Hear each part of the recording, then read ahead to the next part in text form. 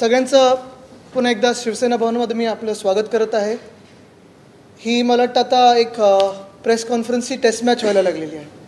देसाई साहेब, मी, दानवे साहेब, आम्ही तिघं मला वाटतं 2-3 दिवसापूर्वी देखील एअरबस टाटाबद्दल प्रेस कॉन्फरन्स घेतलेली आणि तेव्हा दोन्ही म्हणजे आपल्या राज्यामध्ये 2 महत्त्वाचे सेक्टर्स कृषी आणि उद्योग हे कसं मागे चाललेलं आहे किंवा ह्याच्यावर कोणाचं लक्ष कसं नाही आहे हे सांगितलं. खरं तर आज उत्तर जे आलेलं आहे ते उपमुख्यमंत्री महोदयांकडून आलेलं आहे. अपेक्षित हेच होतं की राज्याचे जे प्रमुख असतात साधारणपणे मुख्यमंत्री त्यांच्याकडून उत्तर येणं अपेक्षित होतं. कदाचित ह्या सिस्टीममध्ये ह्या घटनाबाह्य सरकारमध्ये जास्ती पावर कोणाकडे हे आज आपल्याला स्पष्ट झालं असेल.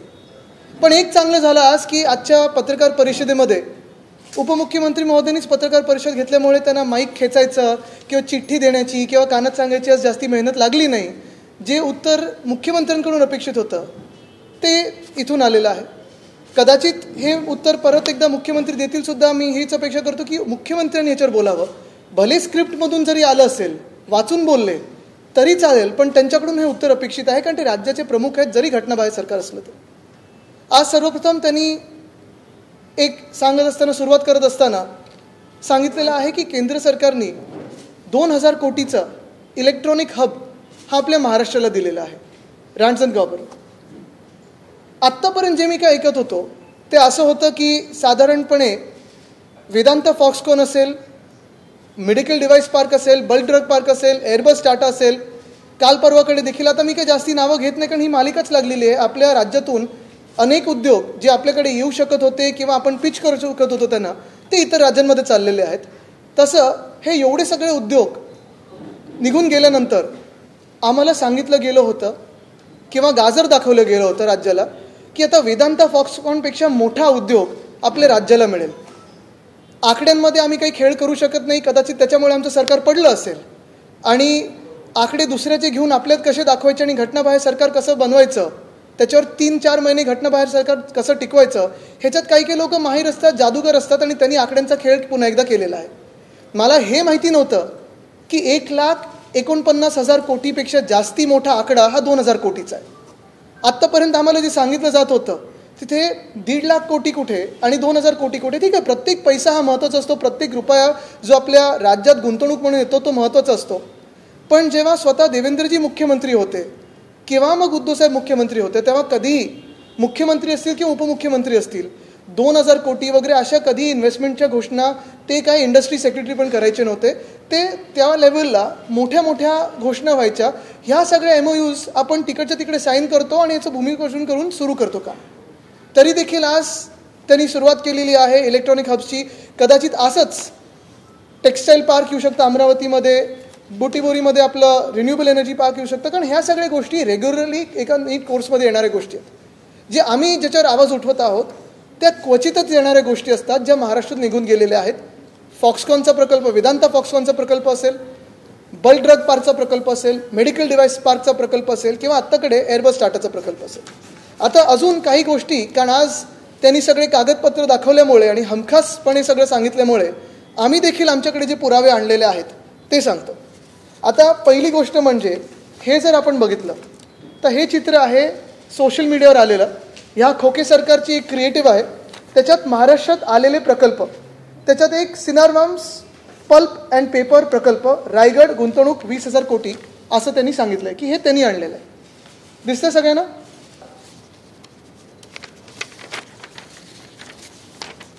हा ट्विट MIDCचा आहे 23/5/2022. 23/5/2022 मध्ये डॅव्हॉसमध्ये असताना नितीन राऊत साहेब, देसाई साहेब आणि मी तिथे असताना ह्या प्रकल्पाचा MOU साईन झालेला. हा प्रकल्प महाविकास आघाडी सरकारच्या काळी आलेला. तो प्रकल्प त्यांच्या क्रिएटिव्हवर गेलेला. ठीक आहे, मी हेच सांगतोय की अनेकदा असं होत असतं की मागच्या सरकारची कामं हे सरकार करत असतं. जसं आम्ही जे MTHLचं काम सुरू केलेलं किंवा इतर काही कोस्टल रोडचं असेल, कदाचित हे क्रेडिट घेऊ शकतील.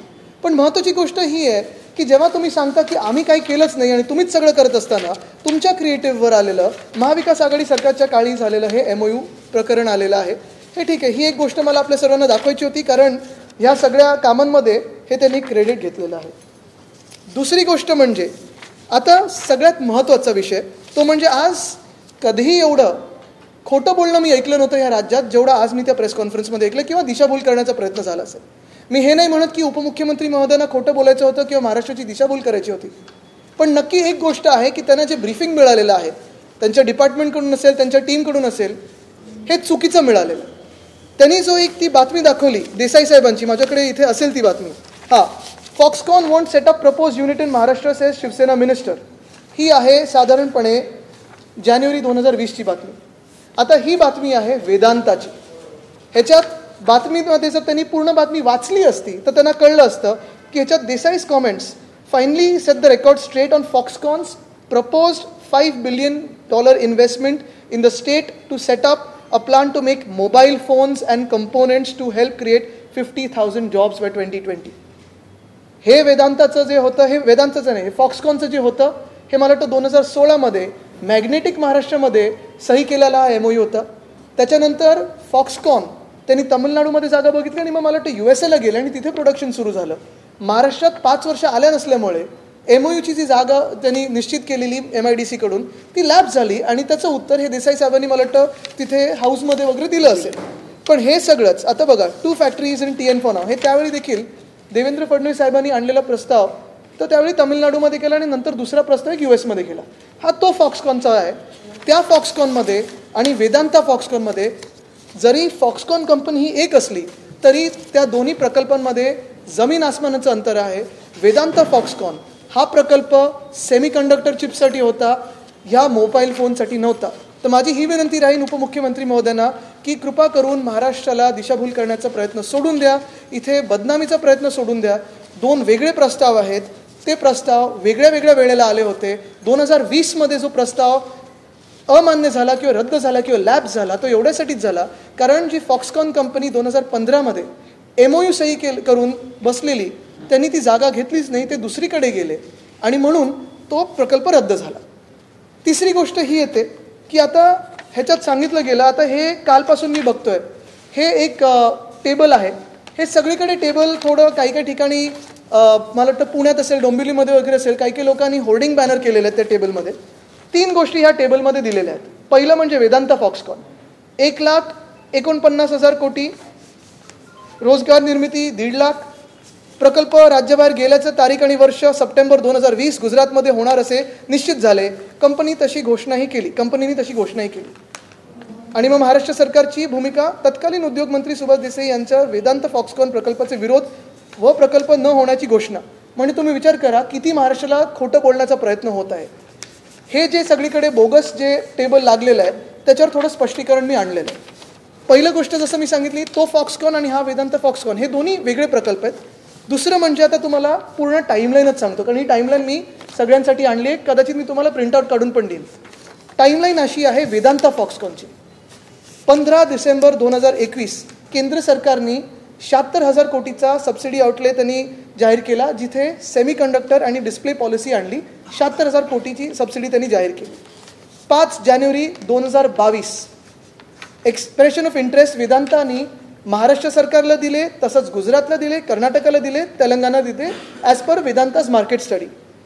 11 जानेवारी 2022 गव्हर्नमेंट ऑफ महाराष्ट्राने त्यांना रिस्पॉन्स दिला, एक्सप्रेशन ऑफ इंटरेस्टला इन प्रिन्सिपल अप्रुव्हल दिलं. आणि मला वाटतं साधारणपणे 16 जानेवारीला वेदांतानी परत एकदा लिहिलं, थोडे क्लॅरिफिकेशन्स मागत. 20 जानेवारीच्या आसपास मला वाटतं देसाई साहेब माझी त्यांची सगळ्यांची ऑनलाईन झूमची बैठक झाली. त्याच्याच आधी 19 जानेवारी 2022ला देसाई साहेबांनी स्वतःहून पत्र लिहिलं वेदांता फॉक्सकॉनचे जे चेअरमन होते अनिल अग्रवाल साहेबांना की आम्ही जर महाराष्ट्रात तुम्ही आलात तर स्वागत करू आणि जो काही सपोर्ट आहे तो देऊ. 28 जानेवारी 2022 काही परत क्वेरी त्यांच्याकडून आल्या जे आपण क्लॅरिफिकेशन दिलेलं त्याच्यावर, आणि आपण पुन्हा एकदा 1 फेब्रुवारी 2022ला सगळे जे काही क्लॅरिफिकेशन होते ते त्यांना सबमिट केले होते. 19 फेब्रुवारीला वेदांताच्या टीमनी कन्फर्म केलं की आम्ही 24 फेब्रुवारीला साईट व्हिजिट करू. 24 फेब्रुवारी 2022ला डिटेल्ड साईट व्हिजिट झाली. तळेगावला गेले, टीम जाऊन बघून आली, त्यांच्यासोबत त्यांचे BCGचे पार्टनर होते, त्यांच्यासोबत वेगळ्या वेगळ्या टेक्निकल टीम्स होत्या, त्यांनी सगळा रिपोर्ट बनवला. आणि 5 मार्च 2022 पासून डिटेल्ड साईट व्हिजिटचं पूर्ण जे काही डेटा होता तो सरकारबरोबर आणि वेदांता फॉक्सकॉन बरोबर शेअर केला गेला. 3 मे पुन्हा एकदा साईट व्हिजिट झाली वेदांताचे टेक्निकल पार्टनर फॉक्सकॉननी.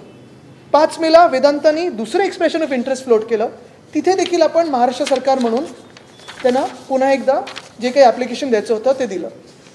मी, देसाई साहेब, आम्ही दोघंही डॅव्हॉसमध्ये असताना त्यांची भेट घेतली तिथे आणि त्यांना देखील सांगितलं, डॅव्हॉसला नाही, 6 मे 2022ला आम्ही महाराष्ट्रात भेट घेतली. त्याच्यात मी होतो, देसाई साहेब होते, चीफ सेक्रेटरी होते. मला वाटतं सह्याद्रीला ती भेट झाली, त्याच्यावर आपण ट्विट पण केलेलं. 14 मेला 2022ला वेदांतानी इन्व्हेस्टमेंट ॲप्लिकेशन गव्हर्नमेंट ऑफ महाराष्ट्राला पाठवलं, डिटेल्ड वर्किंग करून त्यांच्या संपूर्ण प्रोजेक्टसाठी, की केंद्र सरकारचा काय हिस्सा राहील, राज्य सरकारचा काय हिस्सा राहील, त्यांचा काय हिस्सा राहील, हे सगळं त्यांनी आम्हाला सांगितलं. आम्हाला म्हणजे MIDCला. 24 मे 2022ला देसाई साहेब आणि मी आणि मला वाटतं नितीन राऊत साहेब पण होते आपल्या बैठकीत.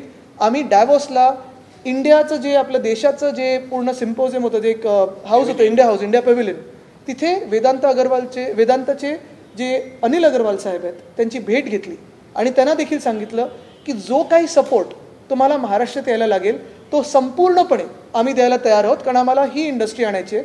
ह्याच्यातून जसं आता हे इलेक्ट्रॉनिक हब जे आलेलं आहे हे 2000 कोटीचं आहे. हे काही वेदांत एवढं इलेक्ट्रॉनिक सिटी करणार नव्हती, हे छोटं हब आहे.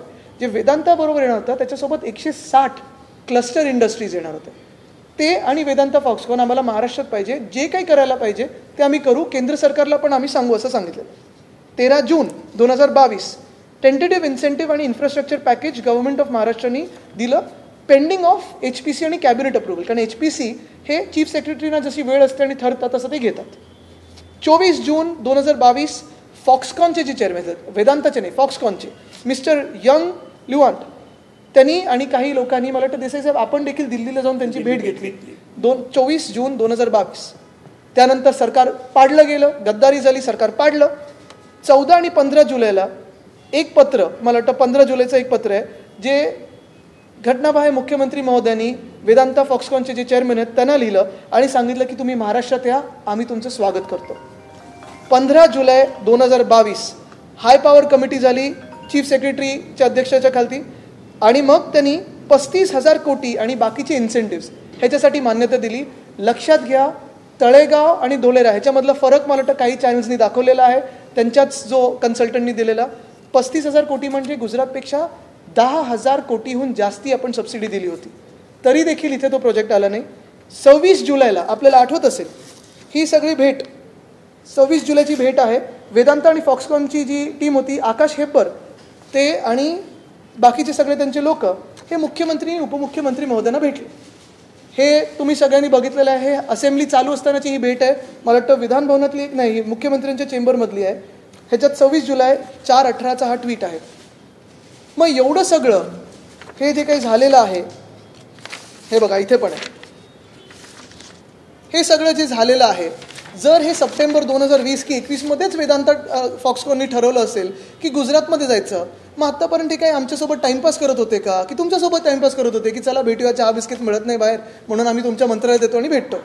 आता हे झाल्यानंतर पुन्हा एकदा 27 ऑगस्टला मला माझ्या माहितीप्रमाणे DCM साहेब आणि अनिल अग्रवाल साहेब भेटले आणि 5 सप्टेंबरला पुन्हा एकदा फॉर्मल इन्व्हिटेशन दिलं गेलं होतं. त्या इन्व्हिटेशनला उत्तर आलं नाही आणि सडनली आम्ही एका ट्विटवर बघितलं आणि तेव्हापासून हा सगळा हंगामा सुरू झाला की महाराष्ट्राच्या बाहेर हा प्रकल्प गेला कसा.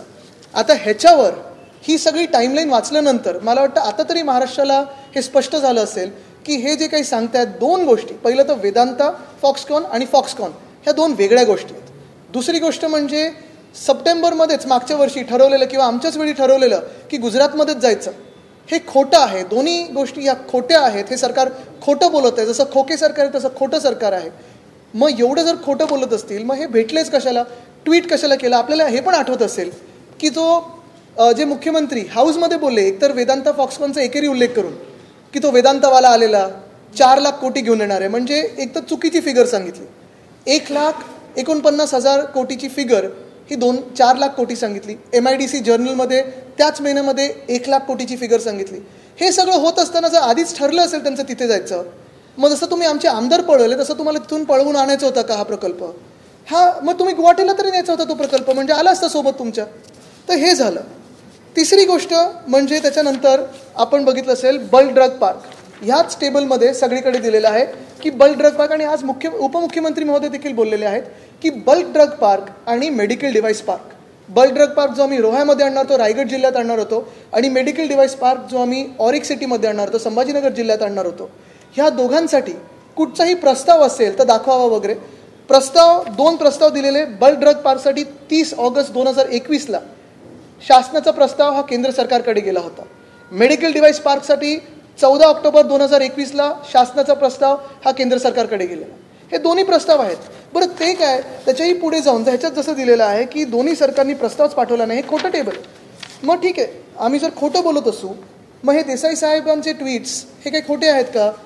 हे पहिलं प्रेझेंटेशन देताना उद्धव साहेबांना, जेव्हा उद्धव साहेब मुख्यमंत्री होते, बल्क ड्रग पार्कबद्दल. दुसरं, चला हे अंतर्गत प्रेझेंटेशन असेल, ही बातमी तर खोटी नसू शकते.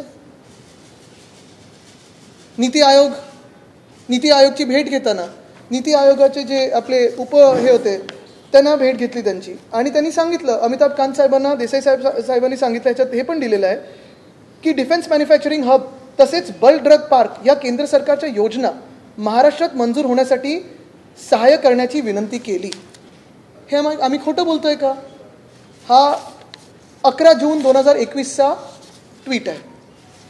आता ह्या जशा गोष्टी झाल्या, तसंच तिसरी गोष्ट आणि सगळ्यात महत्त्वाची म्हणजे एअरबस टाटा. आता एअरबस टाटामध्ये पण महत्त्वाची गोष्ट हीच आहे की एअरबस टाटा हा जो प्रकल्प होता हा सगळ्यांना माहिती होता की साधारणपणे, आता त्यांनी जी 2 नावं घेतली, खरं तर मी उपमुख्यमंत्री महोदयांना चॅलेंज करतो की जे त्यांनी सांगितलं की एका टाटाच्या उच्च अधिकाऱ्यांनी सांगितलं की महाराष्ट्रात वातावरण बरोबर नाही आहे, ते त्यांनी नाव सांगावं, लोकांसमोर येऊन नाव सांगावं.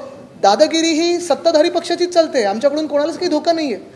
त्यांनीच सांगावं नाव की ह्या अधिकाऱ्यांनी आम्हाला सांगितलं, टाटाच्या महत्त्वाच्या माणसांनी सांगितलं की महाराष्ट्रामध्ये महाविकास आघाडी सरकार असतानाचं वातावरण हे उद्योगासाठी चांगलं नव्हतं.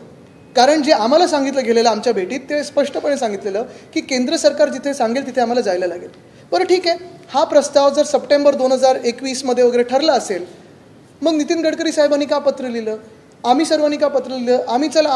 आम्हाला सर्वांना माहिती नसेल, पण मग जर तुम्हाला माहिती असेल, 2016 पासून पाठपुरावा करत असाल, म्हणजे हे तुमचं अपयश आहे मुख्यमंत्री म्हणून की 2016 ते 19मध्ये देखील तुम्ही स्वतःच्या पक्षाचं सरकार केंद्रामध्ये असताना आणि राज्यामध्ये असताना हा मोठा प्रकल्प नागपूरमध्ये, मिहानमध्ये आणू नाही शकला.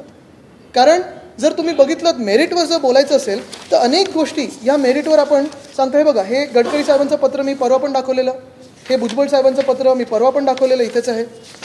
या 2 गोष्टी तर आहेतच, या 2 गोष्टी ह्या पुरावा आहेत. बरं, हे जर ठरलंच असतं, पण ठीक आहे ना, मग तुम्ही तरी, मग उदय सामंत साहेबांनी जे उद्योग मंत्री आहेत राज्याचे, त्यांनी देवेंद्र फडणवीस साहेबांचं नाव घेऊन का सांगितलं की ते जाऊन दिल्लीत ही मागणी करतील आणि हमखासपणे मिहानमध्ये आणतील?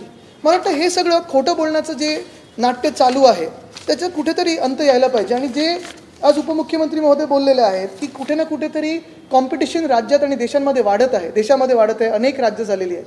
कॉम्पिटिशनवर बोलायचं झालं ना तर महाराष्ट्र कॉम्पिटिशनमध्ये कुठे कमी पडतोय का, ह्याचं आज मी चॅलेंज देतो. आणि ह्याचं चॅलेंज मुख्यमंत्री महोदयांनी स्वीकारावं आणि माझ्यासमोर 1-on-1 मध्ये डिबेटवर यावं, तरच मी त्यांचं चॅलेंज स्वीकारेन. ट्रस्ट सेक्टर आहे महाराष्ट्र एव्हिएशनमध्ये. 19 ते 24 ह्या फायनान्शियल इयरमध्ये इंडस्ट्री पॉलिसीमध्ये एव्हिएशन हे थ्रस्ट सेक्टरमधून आपण जाहीर केलेलं आहे. नेटिव्ह पॉलिसी आहे, सेक्टर ग्रोथ आहे, 24% मॅन्युफॅक्चरिंग ग्रोथ दाखवलेली आहे. ATF कन्झम्पशन महाराष्ट्रामधलं 21%वर आहे. इकोसिस्टम आहे, हब्स आहेत, SEZs आहेत, ग्लोबल इन्व्हेस्टर आणि JV पार्टनर्स आहेत, की डिफेन्स सेक्टर आहे, पुणे आहे, नाशिक आहे, संभाजीनगर आहे, नगर आहे. या सर्वीकडे आपण अनेक ठिकाणी फिस्कल इन्सेंटिव्स आणि लँड डिस्काउंट्स दिलेले आहेत. ह्या गोष्टी आहेत ह्या सगळ्या. म्हणजे मी त्या दिवशी पण सांगितलं की चला बल्क ड्रग पार्क तुम्ही गुजरातला दिलात, आंध्र प्रदेशला दिलात, हिमाचल प्रदेशला दिलात, पण महाराष्ट्राकडे दिला नाहीत. आणि आजच्या प्रेस कॉन्फरन्समधून कुठे ना कुठेतरी स्वतःचं अपयश झाकायला केंद्र सरकारवर बोट दाखवलं जात आहे, असं माझा स्पष्ट आरोप आहे. आत्तापर्यंत मी हे सांगत आलेलो आहे की जेव्हा महाविकास आघाडीचं सरकार होतं तेव्हा केंद्र सरकार आणि राज्य सरकार याचे संबंध उद्योग जगात तरी चांगले होते. आम्ही 6.5 लाख कोटीची गुंतवणूक ह्या राज्यात आणली आणि तशीच आम्ही गुंतवणूक वाढत नेत होतो महाराष्ट्रात. तेव्हा डबल इंजिनचं सरकार नीट चाललेलं. मग आत्ता का फेल झालं? जर आपण बघितलं असेल तर आम्ही जर मागितलं होतं तेव्हा हे आमचं सरकार असतं तर कदाचित बल्क ड्रग पार्क आणि मेडिकल डिव्हाइस पार्क हा आला देखील असता महाराष्ट्रात, पण 3 अन्य राज्याला दिला गेला आणि आमच्याकडे नाही. असो, आज वेगळ्या वेगळ्या गोष्टी झालेल्या आहेत. आज काही जे महाराष्ट्रासाठी आवाज उठवणारे असतील किंवा फ्रीडम ऑफ स्पीच ह्याच्यात विश्वास ठेवणारे पत्रकार असतील, जे आमच्यावर पण टीका करतात, तुमच्यासारखे अनेक आहेत, त्यांना HMV म्हटलं गेलेलं आहे. जे बेरोजगार तरुण नोकरीसाठी आंदोलन करतात त्यांना शेमडी पोरं म्हटली गेली. खरं तर ह्या दोन्ही वक्तव्यांसाठी, कारण आता उपमुख्यमंत्री महोदय जसं बोलले की ते 2 आमदार रागारागामध्ये बोलले, असं हे देखील रागारागामध्ये बोलले असतील तर ते शब्द त्यांनी मागे घ्यावेत. कारण हिज मास्टर्स व्हॉइस कोणाला बोलणं किंवा शेमडी पोरं तरुणांना बोलणं हे पत्रकारांचा आणि पत्रकारितेचा अपमान आहे. आणि शेमडी पोरं हे जे आंदोलन करतात स्वतःच्या हक्कासाठी, महाराष्ट्राच्या आवाजासाठी, जे प्रकल्प ह्या खोके सरकारमुळे दुसरीकडे निघून गेले त्याच्यासाठी त्यांना शेमडी पोरं बोलणं हे खूपच अयोग्य आहे, निंदनीय आहे आणि हे मागे घ्यावेत. महत्त्वाची गोष्ट ह्याच्यातून एकच येते, पुन्हा एकदा त्याच्यात जो आरोप झाला होता की नागपूर मिहानमध्ये येतं आहे म्हणून हे प्रकल्प दुसरीकडे पळवून नेण्यात आले, असा जो त्यांनी आरोप केला. अजून एक गोष्ट तुम्हाला सांगतो, गांभीर्याची गोष्ट आहे. जेव्हा महाविकास आघाडीचं सरकार होतं, आपल्याला आठवत असेल, 1 मे 2022ला ठरलेलं की मुंबई नागपूर हिंदू हृदय सम्राट बाळासाहेब ठाकरे समृद्धी महामार्गाचं उद्घाटन व्हावं. मला वाटतं संभाजीनगर जिल्ह्यापर्यंत होणार होतं. तिथे काहीतरी क्रेन पडली वगैरे असं दाखवलं गेलं आणि ते उद्घाटन पुढे ढकललं गेलं. प्लॅन असा होता की ऑगस्टपर्यंत पूर्ण तिथपासून इथपर्यंत तो उद्घाटन होणार. हे उद्घाटन अजूनपर्यंत का नाही झालं आहे? कुठच्या निवडणुकीसाठी थांबले आहेत, कुठच्या तारखेसाठी थांबले आहेत? ती क्रेन खरंच पडली होती का? तो पूल खरंच पडलेला होता का? की सरकार पडेपर्यंत तुम्ही वाट बघत होतात? कारण आम्हाला जे ऐकवलं ते फार वेगळं आहे की रस्ता तयार आहे. त्यांच्या दसऱ्याच्या जे काही सर्कस होती त्याच्यासाठी राजकीय कार्यकर्ते तिथून आले, पण अजूनही सामान्य नागरिकांसाठी हा समृद्धी महामार्ग उघडला गेला नाही आहे. हे कशासाठी होतं आहे? हे कोणासाठी होतं आहे? हा समृद्धी महामार्गाची उद्घाटनाची तारीख ठरली नाही का? जो ऑगस्टमध्ये संपूर्ण होणार होता तो आत्तापर्यंत का नाही झाला? हे देखील मुख्यमंत्री महोदयांनी सांगावं, इतर कोणी नाही. ह्याच्यावर आपल्याला काही प्रश्न असतील तर आपण मला सांगावं.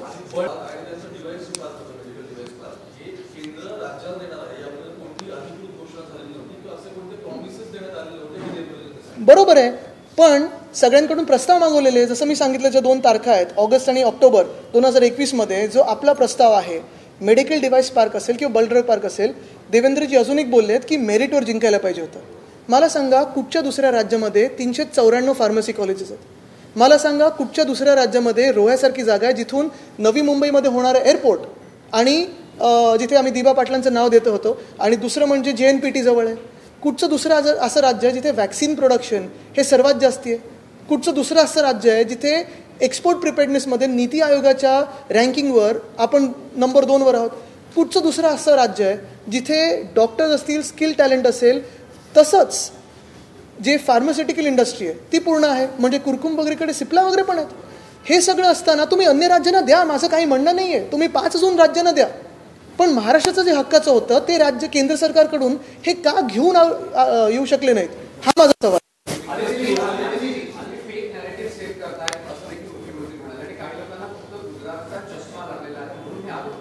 आता ते काय झालेलं आहे की फेक नॅरेटिव्ह हे त्यांचं जे गद्दारी आणि खोके सरकारचं होतं ते लोकांसमोर आलेलं आहे.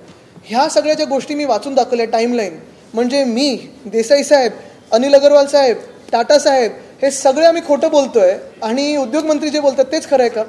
आणि जसं मी सांगितलं ना की हे सगळं जे आजचं झालेलं आहे ते एवढ्या दिवसानंतर देवेंद्रजींनी येणं, खरं तर मला वाटतं हा डाव होता त्यांना कोपऱ्यात ढकलण्याचा, कारण त्यांना खोटी माहिती दिली गेली होती. हे ते मुख्यमंत्री असताना त्यांनी कधीही असे स्टेटमेंट्स केले नव्हते ज्याच्यात खरं जे आहे आणि दुसरं जे एक आहे ते आत्तापर्यंत डोळ्यासमोर आलं नव्हतं, आज ते बाहेर आलेलं आहे. सॉरी,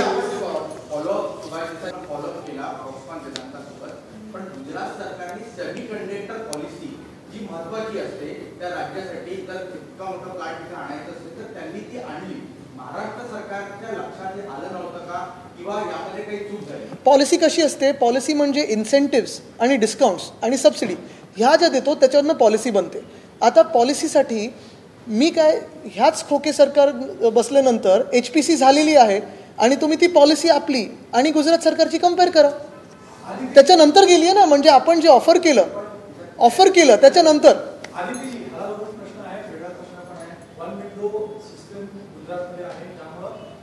म्हणजे केंद्र सरकारमधून डायरेक्टली 1 विंडो सिस्टम आहे तिथे.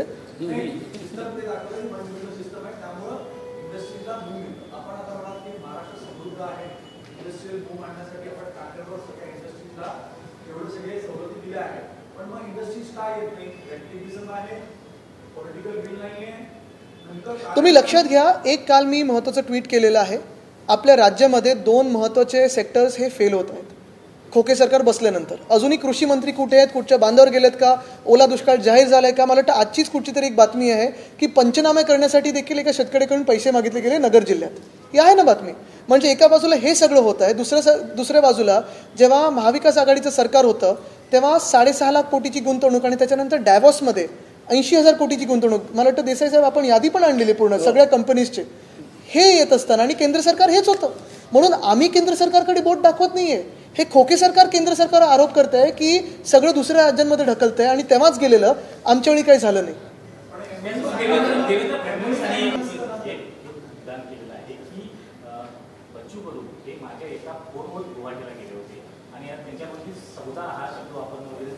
बरोबर आहे. त्याच्यात पुढे पण एक विधान केलंय की त्यांनी त्यांच्याकडून काही घेतलं नाही आणि मग लगेच बोलले की इतरांनी काही घेतलं का हे मी म्हणत नाही.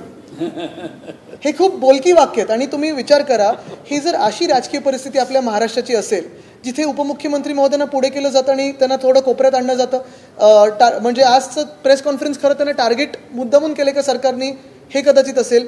किंवा मग बच्चू कडू असतील किंवा हे, त्यांनी जरी आरोप मागे घेतले असतील तरी खूप गंभीर आरोप आहेत. सखोल चौकशी झाली पाहिजे. म्हणजे खोके सरकार 50 खोके जे आपले हे बोलत बच्चू कडूजी बोललेले आहेत, जे प्रत्येक लग्नात वगैरे गेल्यानंतर त्यांना म्हणतात, हे का म्हणतात, ह्याची चौकशी का नाही होते.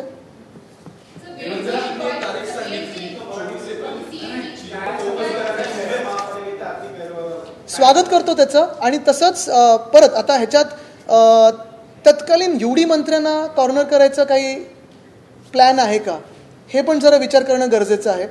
तसंच मुंबई काही ठाण्याचं पण केलं पाहिजे, पुण्याचं, नागपूरचं, सगळ्याच शहरांचं केलं पाहिजे.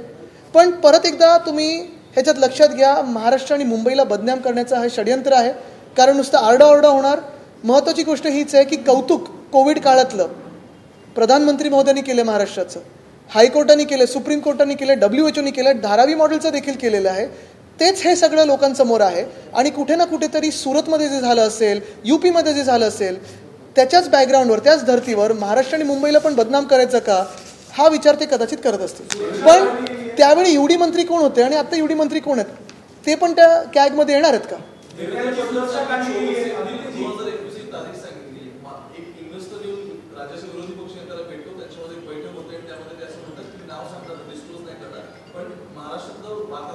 मी म्हणालो ना की त्यांनी नाव सांगावं. ते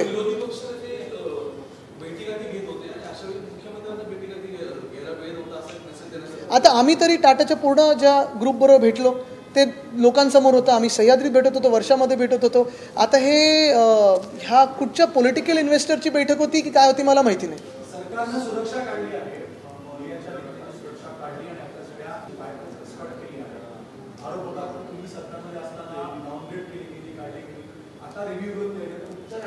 नाही. मला वाटतं आत्ता पहिलं ही जी उत्तरं आहेत हे महत्वाचं आहे. कारण सत्य परिस्थिती जी आहे ती महाराष्ट्रासमोर यावी.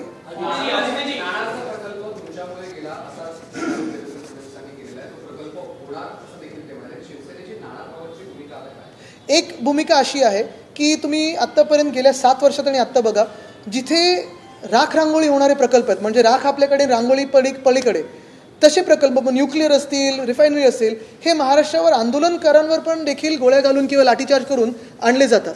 नाणारबद्दल भूमिका स्पष्ट होती. ती अशी होती की नाणारमध्ये लोकांना, स्थानिक लोकांना विरोध होता, तिथून आपण हलवलं. बारसूसाठी उद्धवजीच मुख्यमंत्री असताना देसाई साहेबांनी फॉलोअप करून मला वाटतं केंद्र सरकारकडे आपण सांगितले की बारसू एक वेगळी जागा आहे, तिथे आम्ही हा रिफायनरीचा प्रकल्प आणू इच्छितो. तरी देखील सगळ्यात मोठी अट त्याच्यात हीच आहे की जो कोणी प्रपोनंट असेल, प्रोजेक्ट प्रपोनंट, त्यांनी तिकडच्या स्थानिक नागरिकांना घेऊन बसावं, जगजाहीर प्रेझेंटेशन द्यावं, त्याचे फायदे तोटे काय आहेत, जे विरोधात असतील आणि जे सपोर्टमध्ये असतील त्या दोघांना सोबत त्यांनी एक हे करावं, जनसुनावणी करावी. आणि जे काही लोकांच्या मनात असेल ते आम्ही त्याच्यासोबत उभं राहू. आदित्य जी, हिंदी में जानना चाहेंगे, ये कैग रिपोर्ट, कैग की जो इंक्वायरी के लिए महाराष्ट्र सरकार ने कहा है, BMC के जिस समय कोविड था उस समय जितने भी टेंडर्स जारी किए गए थे उनके जांच के आदेश दिए हैं, इसको, इस फैसले को आप कैसे देखते हैं? मैं उसका स्वागत करता हूं. उनको लगा था कि कैग से हम गैग हो जाएंगे, लेकिन स्वागत करता हूं. सबसे अहम बात यही है कि ये महाराष्ट्र को और मुंबई को बदनाम करने के लिए एक षड्यंत्र है. जैसे उस समय अहमदाबाद हो, सूरत हो या UP हो, वैसे तो हालात मुंबई में नहीं थे, महाराष्ट्र में नहीं थे. मुंबई और महाराष्ट्र का जो अच्छी बात थी वो पूरे दुनिया ने देखी है. हाई कोर्ट ने अच्छी बात कही थी, सुप्रीम कोर्ट ने कही थी, पीएम साहब ने कही थी और WHO ने भी कही थी। तो ये जो प्रशंसा हुई है मुंबई और महाराष्ट्र की, कहीं ना कहीं उनको यही दुख हुआ है कि महाराष्ट्र की प्रशंसा हुई और अभी बदनामी करने का एक षड्यंत्र रचा जा रहा है। लेकिन जैसे मैंने इसका स्वागत किया है, वैसे थाने महानगर पालिका का भी हो, फिर नागपुर का हो, पुणे का हो, हर जगह का हो। और तभी के यूडी मंत्री कौन थे मुझे पता नहीं, लेकिन शायद उन पे भी हो सकता है। मुख्यमंत्री उनके मन की बात आप कह रहे हो। और उन्होंने आरोप भी लगाया कि आप लोगों ने एक फेक नैरेटिव सेट किया है। कई सारे प्रोजेक्ट्स आप लोग जब सरकार में थे तब चली गई थी, उन पर आरोप लगाया जा रहा है और इससे महाराष्ट्र का भी नाम खराब हो रहा है। इस नहीं, फेक नैरेटिव का हमने अभी सीखा नहीं उनसे और सीखना भी नहीं चाहते। जो भी है लोगों के सामने अभी जो मैंने टाइमलाइन पढ़ के दिखाई, वेदांता फॉक्सकॉन हो, मेडिकल डिवाइस पार्क हो, बल्क ड्रग पार्क हो, प्रस्ताव तो हमने दिए थे। जो भी मेरिटोरियस हम मांग रहे थे वो हमारे हिस्से में नहीं आया, हमारे राज्य के हिस्से में। दुख इसी बात का है। आदित्य जी, ते 6.5 लाख कोटीची इन्व्हेस्टमेंट जी तुम्ही सांगितली होती ड्युरिंग MBA टाइम, त्यातले ॲक्च्युअल इन्व्हेस्टमेंट किती टर्न झाले आणि MOUs पर्यंत केवढेपर्यंत गेले? सगळेचे सगळे मला वाटतं कन्स्ट्रक्शन फेजमध्ये गेलेले आहेत, एक्झिक्यूट झालेले आहेत. त्याच्यातून 1 की 2 चायनीज इन्व्हेस्टमेंट्स होते आणि आपल्याला आठवत असेल त्यावेळी केंद्र सरकारने एक अघोषित हे काढलेलं की चायनीज इन्व्हेस्टमेंट घेऊ नका. ते 2 प्रस्ताव होल्डवर आहेत, ते बाजूला ठेवलेले आहेत. बाकी सगळे हे एक्झिक्यूट झालेले आहेत.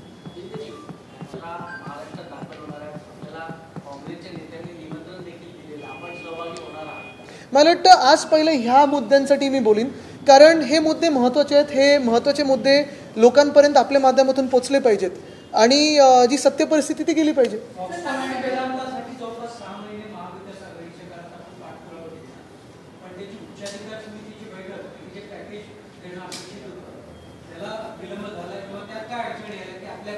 नाही, मी आता वाचून दाखवलं फायनल प्रपोजल. कारण काय झालं, वेदांता फॉक्सकॉनकडे आपण 3दा, त्यांनी 2दा EOI लोड केलेले, आपण 3दा त्यांना रिस्पॉन्ड केलेलं. 3ही वेळा पॉझिटिव्ह आल्यानंतर साईट व्हिजिट झाली, फायनल साईट व्हिजिट झाली. मग सगळं झाल्यानंतर जेव्हा सगळं काही ठरतं तेव्हाच तुम्ही HPCला जाऊ शकता आणि मगच ते क्लिअर होतं. योगायोगाने HPC हे खोके सरकारच्या काळात आली. हां, sorry,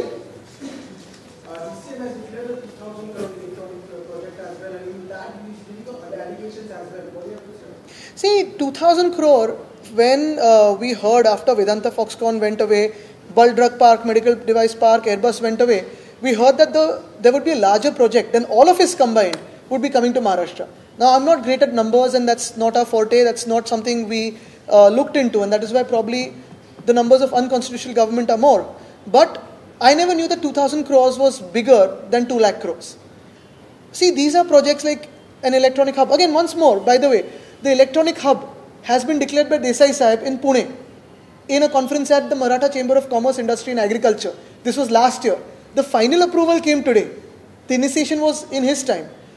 Having said this, you will also get something like a textile park very soon in Amravati. Maybe you will get a renewable energy park in Butibori. These are parks that are due to come and they will keep coming. But industries from overseas, FDI, where we have asked on meritorious basis, government-supported issues like medical device park and bulk drug park, again on meritorious basis, these are places that we really wanted to to see Maharashtra take, the lead, and that's why we have been kept away from.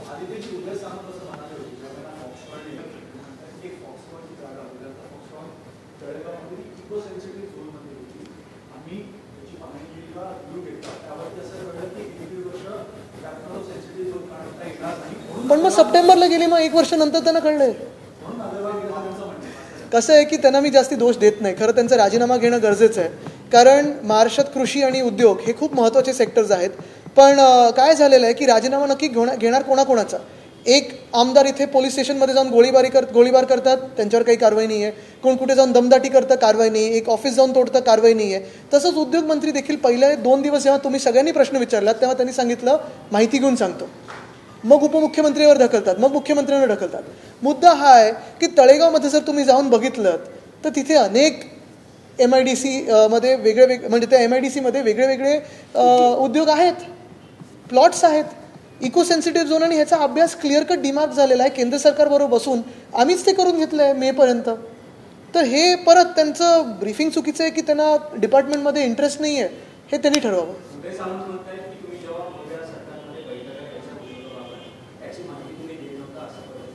कुठच्या सरकारमध्ये? हो, पण ते उच्च शिक्षण मंत्री होते. देसाई साहेब त्यांना कशासाठी बोलवतील? त्यांचा काय संबंध होता? आदित्य जी, एक सवाल ये है कि फिनिक्स मिल में हैलोवीन पार्टी का एक वीडियो बड़ी तेजी से वायरल हो रहा है, जिसपे विपक्ष जो बीजेपी जो सरकार है और बीजेपी की तरफ से आरोप लगाया जा रहा है, क्योंकि वो आपका चुनावी क्षेत्र है, वहां पर ध्यान नहीं दिया जा रहा है. वहां पर उस वीडियो में अंडर एज बच्चे जो है उनको शराब दी जा रही है, वो शराब वहां पर पी रहे हैं. इस तरीके का वीडियो वायरल हो रहा है. आप अपनी कॉन्स्टिट्यूंसी पे ध्यान नहीं दे पा रहे हैं, इस तरीके का आरोप लगाया जा रहा है. क्या कहें? मुझे नहीं पता था कि एक्साइज डिपार्टमेंट और होम डिपार्टमेंट मेरे हाथों में है. और ये अभी ये क्या है कि ये जो मेन विषय है उससे लोगों को विचलित करे, कहीं और लेके जाए, ये तो होम डिपार्टमेंट और लोकल पुलिस स्टेशन का काम है. ये सत्ताधारी पक्ष इस पे फोकस कर सकता है क्या? ये पॉलिसी हो सकती है क्या? ये दुनिया भर में ये सारी चीज़ें चलती है. अगर पसंद है तो रखो, नहीं तो कह दो ड्राई स्टेट है, बंद कर दो, कोई आपत्ति नहीं हमें. लेकिन आप हमारे राज्य से जो भी इंडस्ट्रीज़ है, जो भी जॉब अपॉर्चुनिटीज़ युवाओं के, वो लेके जा रहे हैं. जो आंदोलन करेंगे उनको आप शेमड़ी पोरो बोलेंगे, कैसे चलेगा? तो जो महत्वपूर्ण विषय है, आज जैसे कल ब्रिज गिरा है, ये विषय, और हम उसको पॉलिटिसाइज नहीं करेंगे, लेकिन इंक्वायरी तो होनी चाहिए. लेकिन वो छुपाने के लिए अगर ऐसे आप विषय लाओगे तो ये देश कहाँ जा रहा है? और फिर कोई आवाज़ उठाए, कोई इस पर लिखे तो कहते हैं हिज मास्टर्स वॉइस.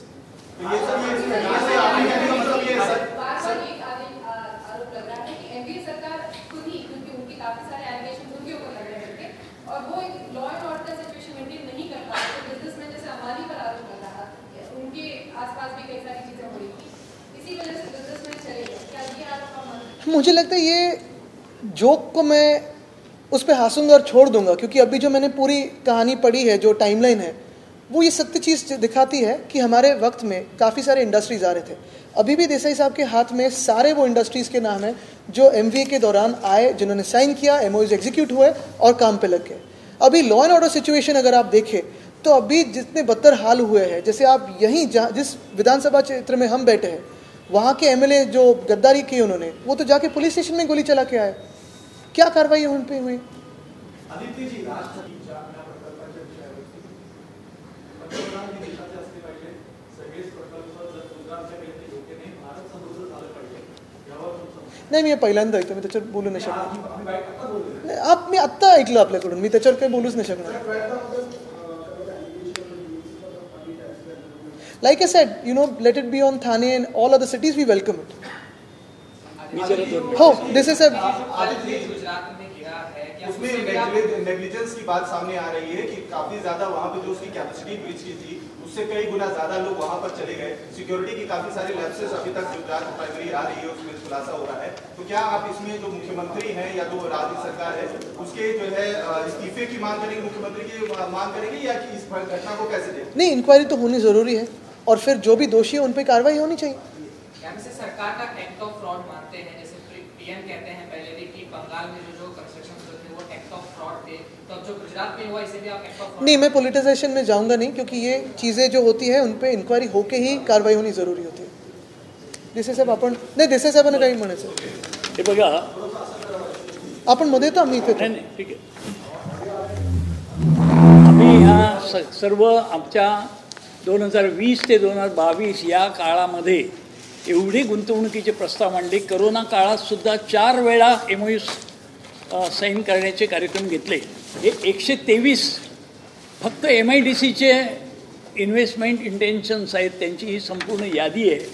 यांना जमीन दिलेली आहे, यांचे बांधकामं चालू आहेत आणि हे प्रोजेक्ट एक्झिक्यूट होण्याच्या तयारीत आहे. एक जे यांनी आता गोष्ट सांगितली की इलेक्ट्रॉनिक पार्क हे आता आम्हाला केंद्राकडून मिळतं आहे, आम्ही आभार मानतोय. तर तो रांजणगावचा इलेक्ट्रॉनिक पार्क ऑलरेडी आहे. तिथे किती कंपन्या आहेत, LG आहे तिथे, हेर आहे तिथे, सगळ्या मोठमोठ्या कंपन्या आहेत. त्यांनी IFB येणार आता आणि इन्व्हेस्ट करणार असं बोलले. IFB. आता ही लोकमतची बातमी आहे, लोकमत न्यूज नेटवर्क. कधीची आहे? जून 16, 2021. जून 16. आणि त्याच्यामध्ये असं म्हटलं आहे की रांजणगाव MIDC तब्बल 45 एकर जमिनीत नुकतीच मंजूर करण्यात आली आहे. याच्यात प्रत्यक्ष काम होणार असून 10 ते 15 हजार महिलांना रोजगार मिळणार आहे. MIDC तब्बल 1200 कोटी रुपयांची गुंतवणूक IFB करत आहे.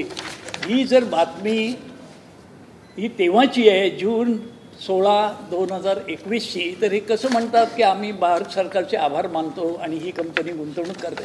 हे असेच वडाची साल पिंपळाला लावायचे आणि सरासर खोटे थापा करायचे. खोटं बोल पण रेटून बोल अशी सध्याची चाललेलं आहे. हे सगळं चाललेलं असताना बऱ्याच गोष्टी आम्हाला पण काढता येतील, परंतु महाराष्ट्राच्या हितासाठी आम्ही जे काही काम केलेलं आहे, जिथे इथे गेलो, जिथून तू इन्व्हेस्टमेंट आणलेली आहे, त्या सगळ्या गोष्टी रेकॉर्डवर आहेत. त्या अंमलात तरी आणा. त्यांना काय जे काही सपोर्ट द्यायचं ते द्या. आणि हे अशा प्रकारचे जे थापा चाललेले आहेत ते करणं, अनेक गोष्टी केलेल्या आहेत. त्याचं पूर्ण अहवालाचं मी एक रिपोर्ट तयार करून आमच्या कारकिर्दीत काय काय कोणते निर्णय घेतले, कोणती धोरणं आणली, कोणती गुंतवणूक आणली आणि त्या सगळ्याच्या एक अहवालच आपल्याला तपशीलवार देऊ. परंतु हे जे काही थापेबाजी चाललेली आहे त्या थापेबाजीनी कोणाचाही विश्वास बसणार नाही. आणि जाणारे जे प्रकल्प आहे ते थांबवण्यासाठी काहीतरी प्रयत्न करा. ते होत नाही. रोज नवीन बातमी येते आणि नवा प्रकल्प कुठेतरी इतर राज्यात गेला. असं जे चाललेलं आहे ते आता त्यांनी आपल्या कामावर लक्ष केंद्रित करावं. उद्योगांशी नीट चर्चा करावी. त्यांच्या काय अडचणी आहेत का बघाव्या. परंतु महाराष्ट्रातून हे जर उद्योग गेले तर इथे मोठा बेरोजगारीचा प्रश्न निर्माण होईल. रोजगार इथे होणं फार महत्त्वाचं आहे आणि त्यासाठी हे काम त्यांनी सतत करावं. आम्ही आमची संपूर्ण जी माहिती आहे ती सगळी एका अहवालाच्या रूपानं आपल्यापर्यंत अगदी तपशीलवार देतो. आणि जसं मी सांगितलं कन्क्लुजनमध्ये की शेवटची गोष्ट की अजूनही जर मुख्यमंत्री महोदयांना वाटत असेल की हे MBAच्या वेळी सगळं गेलं तर ते एकटे जर डिबेटला चॅलेंज करत असतील तर मी तिथे यायला तयार आहे. धन्यवाद.